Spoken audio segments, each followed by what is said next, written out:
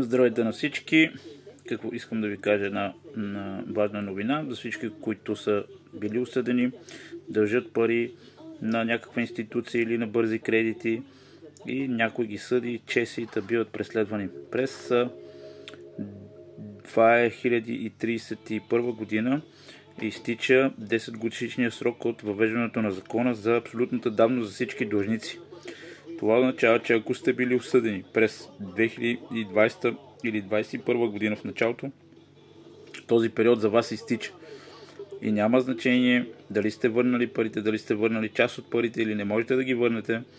Ако не сте върнали нищо, сте осъдени по това нещо, вие само трябва да дадете една молба към съда и вашите дългове отпадат.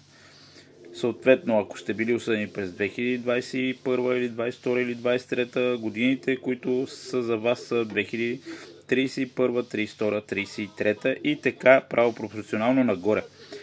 За всеки, който иска да разбере повече по това нещо, моля репоствайте това видео и можете да ми пишете в коментарите налично.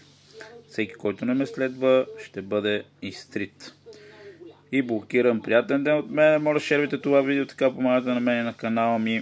Също така, ако харесвате информацията, може да типвате видеята ми. Приятен ден и успех!